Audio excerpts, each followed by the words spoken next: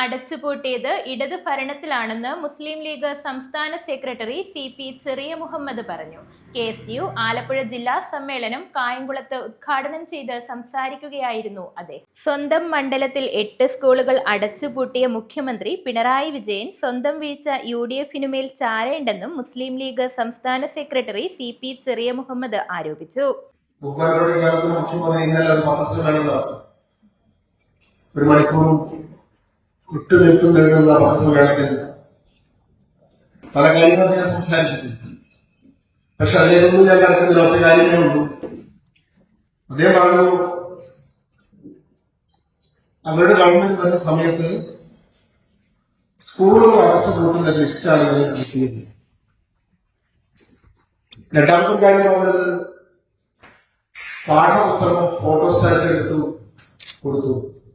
കേരളത്തിലെ ബഹുമാനപ്പെട്ട മുഖ്യമന്ത്രി അദ്ദേഹത്തിന് വിലപ്പെട്ട സമയത്തിൽ അദ്ദേഹം പറഞ്ഞിട്ടുള്ള ഗുരുതരമായ ഒരു അബദ്ധമോ എന്താ പറയണമെന്ന് എനിക്കറിയില്ല. അങ്ങനെ സംഭവമേ ഇല്ല എന്നതാണ്. ഞാനൊന്ന് പറയുന്നു, ഇവിടെ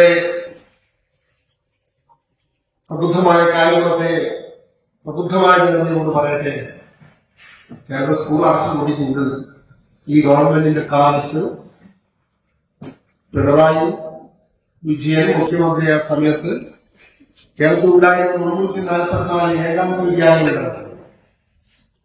അതൊരു ടീച്ചർ മാത്രം ഉണ്ടാകും.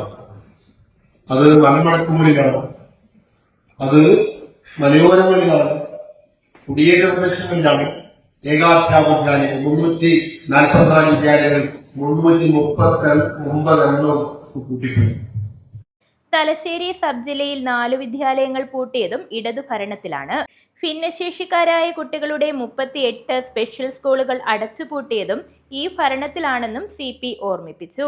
മാറ്റം വന്നതുൾപ്പെടെയുള്ള സ്കൂൾ പാഠപുസ്തകങ്ങൾ വിദ്യാലയം തുറക്കുന്നതിന് മുമ്പ് സ്കൂളിൽ എത്തിച്ച് ചരിത്രം സൃഷ്ടിച്ചത് 2011-2016 UDF ഭരണത്തിലാണെന്നും KSTU ആലപ്പുഴ ജില്ലാ സമ്മേളനം കായംകുളം SNDP ഹാളിൽ ഉദ്ഘാടനം ചെയ്തുകൊണ്ട് അദ്ദേഹം പറഞ്ഞു.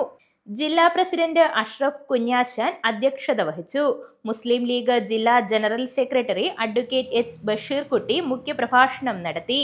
KSU സംസ്ഥാന സെക്രട്ടറി പ്രകാശ് പേരേടം പ്രമേയ പ്രഭാഷണം നടത്തി. Vice president I Hussain, A Irshad, UA Rasheed, Shyamkumar, Ameen, Ponnumol, Shaiju, Muhammad Rafi, Mujeeb, Ajith, Mahin, Shafi തുടങ്ങിയവർ പ്രസംഗിച്ചു. News bureau, Kayamkulam.